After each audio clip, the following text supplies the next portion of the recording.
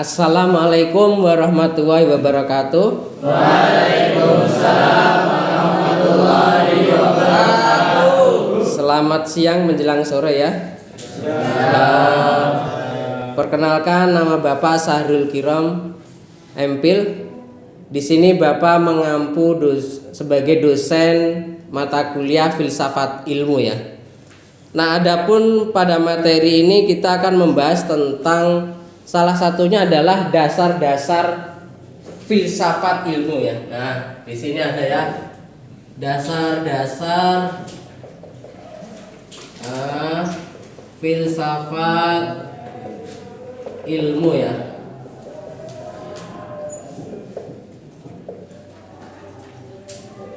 Nah, ini adalah materi dari pertemuan ke-5 ya dalam mata kuliah filsafat ilmu.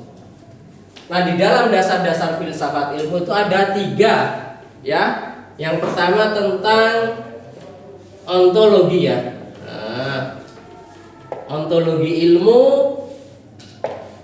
ada namanya juga epistemologi ilmu ya. Epistemologi ilmu, yang kemudian ada 3 apa? Aksiologi ilmu.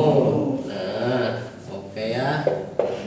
Nah, nanti kita bahas dulu. Di sini juga ada unsur-unsur ilmu, nanti ada objek ilmunya. Nah, ilmu sendiri adalah suatu kumpulan pengetahuan yang mana kita akan mencari tingkat kebenaran yang bersifat objektif dan juga menggunakan langkah-langkah yang namanya disebut metodis dan bersifat ilmiah. Nah, ini penting sekali di dalam sebagai mata kuliah yang sangat penting, karena juga nanti terkait dengan penelitian skripsi pasti akan menyentuh pada ranah filsafat ilmu. Nah, metode-metode itu juga akan kita kaji di sini ya nanti. Nah, di sini dijelaskan bahwa ontologi adalah cabang daripada filsafat ilmu yang membicarakan tentang hakikat ilmu pengetahuan.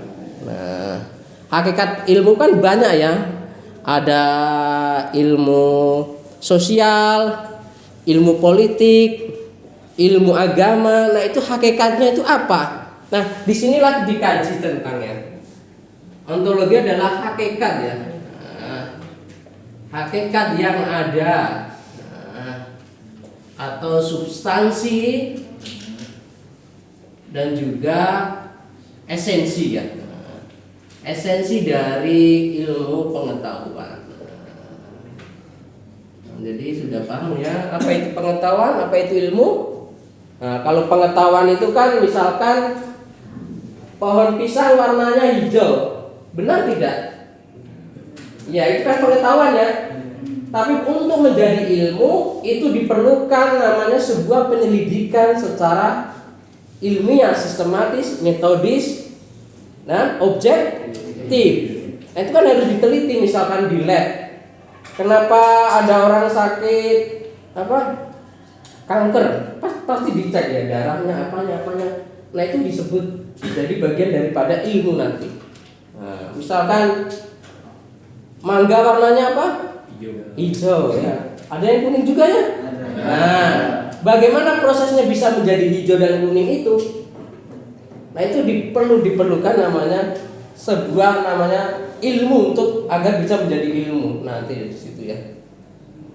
Nah, oleh karena itu, kita kaji ya, tadi ada hakikat yang ada. Nah, berarti hakikat ilmu adalah di mana kita bisa mencari di balik sebuah ilmu pengetahuan. Misalkan agama itu apa? Kepercayaan, keyakinannya kepada Tuhan. Nah, tujuan kita bertuhan itu apa? Beragama apa? Nah, itu tadi ya. Kita sebagai manusia disuruh beribadah. Itu substansinya di situ. Itu daripada hakikat daripada ilmu agama itu di situ sebenarnya. Beribadah, bertakwa kepada Allah Subhanahu wa taala di situ ya. Ada hakikat yang ada. Nah, apakah yang ada itu yang nampak atau yang tidak nampak? Yang nampak ya, kalau di dalam kajian ilmu ini, filsafat ilmu adalah harus yang nampak, yang untuk diteliti agar bisa menjadi sebuah ilmu. Nah, seperti ilmu pengetahuan ilmiah. Nah, ya seperti itu. Ya, kemudian ada aspek epistemologi. Apa itu epistemologi? Ya? Apa itu epistemologi? Episteme kan pengetahuan ya, kalau dari bahasa Yunani epistem ya, artinya pengetahuan dengan logos biasanya dipakai untuk menunjuk pengetahuan sistematik ya. Jadi epistemologi itu adalah bagaimana mencari sumber pengetahuan yang ada, mencari sumber pengetahuan, asal usul pengetahuan ya, pengetahuan misalkan dulu mana ayam atau telur lahirnya itu, hah? Ayam atau telur? Ayam bertelur. Nah, ayam bertelur. Ya. Nah, itu yang nanti diselidiki ya, mencari sumber pengetahuan dulu, diteliti dulu. Kayaknya gak mungkin kalau telur dulu ya, pasti ayam dulu ya. Telur dulu. Iya. Gak ada, saya gak ada. Nah, itu ya berarti mencari sumber pengetahuan asal usul munculnya pernyataan tersebut. Nah, itu yang diselidiki. Kita butuh 2 ayam kan? 2 ayam apa sama telur? Nah, itu salah satunya. Yang kedua, manusia itu terbuat dari keturunan dari Nabi Adam atau terdiri evolusi dari kera?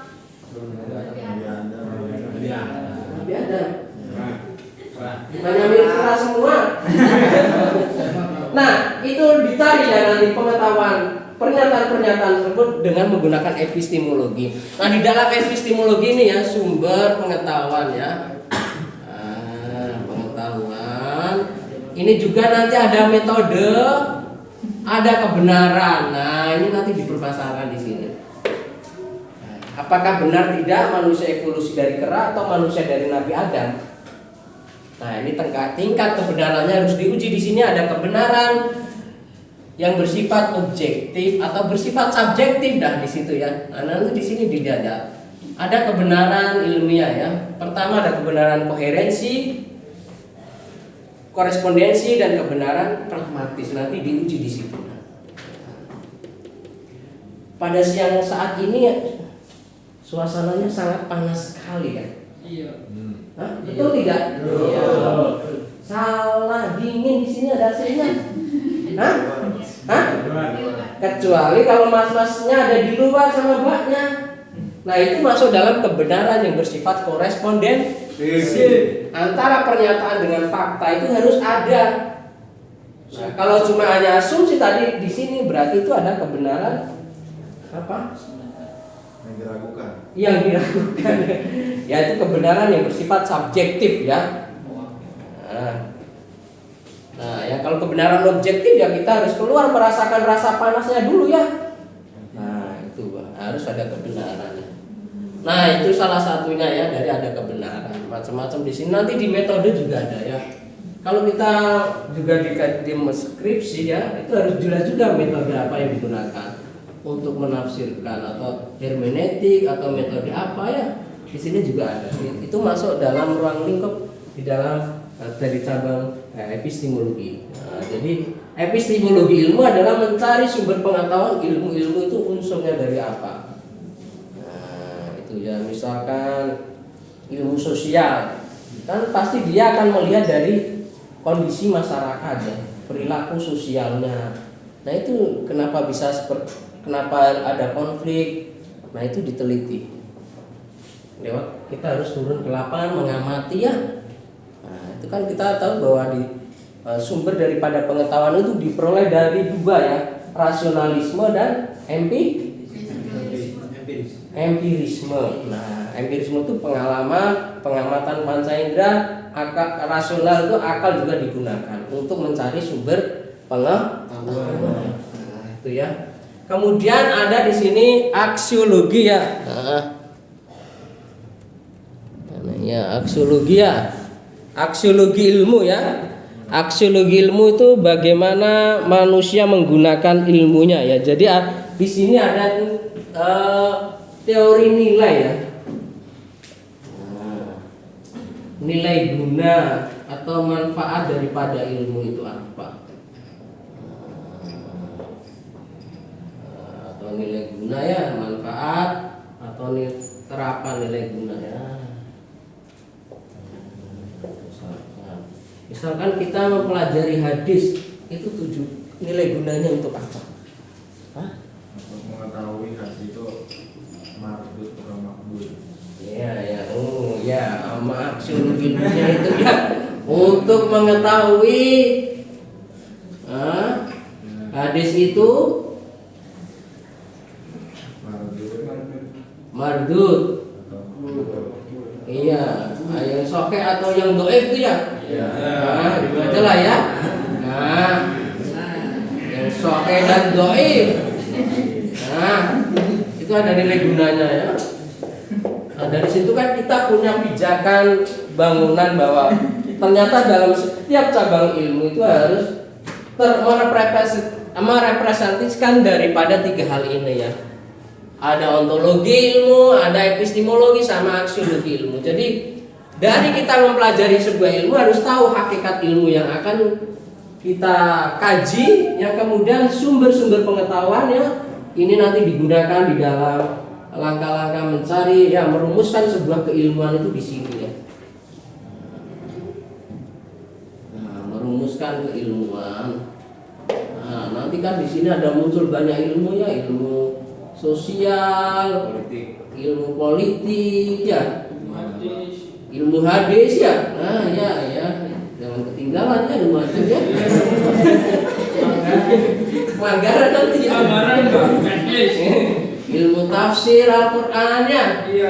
Nah ini dikaji di epistemologi ilmu ya. Nah ini ada cabang macam-macamnya ya, ilmu pendidikan ya. Ya, ilmu filsafat wajib ya. Falak. Ada ilmu falak, ya, gitulah. Nah, lahirnya sebuah ilmu ini harus dikaji dalam ranah epistemologi ilmu. Dicari sumber, gunakan metode apa, kebenaran, langkah-langkahnya seperti apa. Nah, ini di. Ya, yang kemudian ada yang ketiga adalah daripada aksiologi ilmu. Jadi, ketika kita belajar suatu ilmu, otomatis harus ada nilai gunanya ya, ada kontribusinya ya kepada masyarakat, kepada umat, dan juga kepada akademik, misalkan seperti itu. Ada nilai gunanya di masyarakatnya.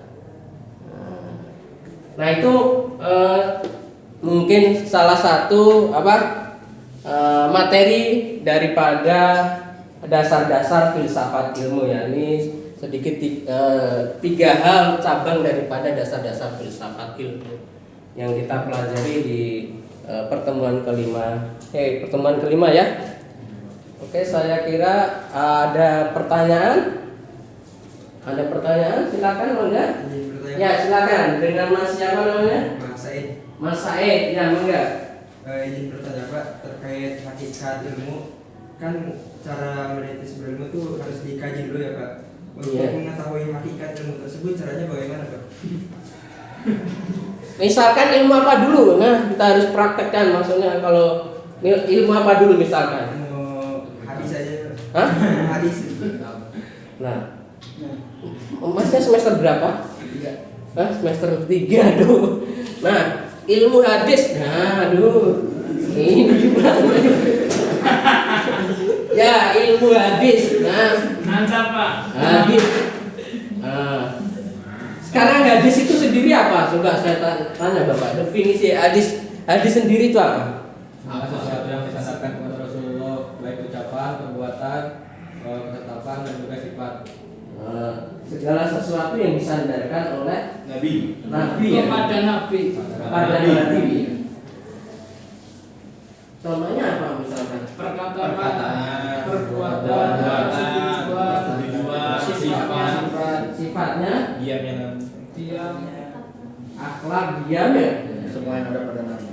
semuanya hadis Nabi. Nah, berarti hakikatnya adalah bersandar, bukankah? Iya. Bersandar. Nah, hakikatnya kan bertumpu pada Nabi. Nabi. Nah, gitu ya. Hakikatnya bertumpu pada Nabi. segala sifat dan karakter pada Nabi. ya, segala sifat dan karakter pada Nabi. Nah ini hakikatnya ya. Berarti yang tidak berdasarkan pada bersandar pada sifat dan karakter Nabi berarti apakah termasuk daripada hadis? Tidak. Tidak. Hah? Bukan. Bukan. Bukan. Berarti ini hadis Nabi ya? Iya. Atau hadis sahabat Nabi? Beda nggak? Hadis Nabi. Hadis Nabi. Berarti kalau hadis Nabi pasti sahih ya? Iya. Oke. Oke. Nah, sekarang Bapak tanya, bagaimana bisa mengetahui sifat dan karakter Nabi itu seperti apa? Menggunakan pendekatan epistemologi. Nah, bagaimana coba? Hah? Pakai apa? Nah, membuktikannya gimana? Hah? Bahwa perkataan Nabi itu benar atau tidak? Membuktikan di zaman sekarang. Hah?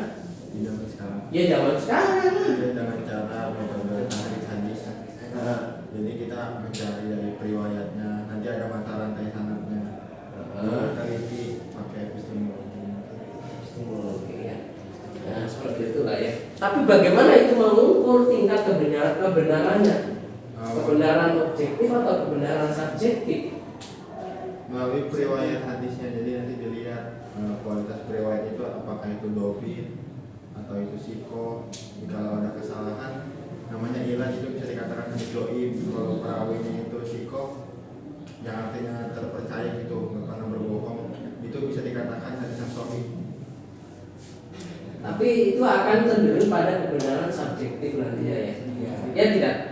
Untuk mencari kebenaran objektif pasti mustahil ya. Iya. Karena orangnya sudah Tubuh Mbak. seperti itu ya. Nah, itu adalah kajian daripada nanti ya masuk epistemologi Kalau kita pakai pendekatannya empiris, kita harus sehidup sezaman dengan Nabi ya. Betul. Harus mengamati mereka merasakan. Nah, itu empiris. Di sini dikaji di epistemologi ya. Nah, apakah mungkin hidup sezaman? Kan tidak. Kebenaran objektif kan sangat minim sekali ya. Pasti kebenaran subjektif. Nah, di situ. Nah, ini fungsi daripada kita mempelajari di sini ya dasar-dasar filsafat. Tahu ya, jadi ada epistemologi, ada aksiologi. Nah, aksiologi dari ilmu hadis apa? Tadi beribadah kepada Allah, tak? Iya. Iya. Ketawa. Hah? Cari nanti ya. Itu mungkin sedikit PR ya. Oke ya, saya kira cukup sekian ya untuk materi yang ke-5 ya tentang dasar-dasar filsafat ilmu ya. Mari kita tutup dengan bacaan terima kasih. Wa muwaffiq ila aqwamit thoriq. Wassalamualaikum warahmatullahi wabarakatuh. Terima kasih banyak.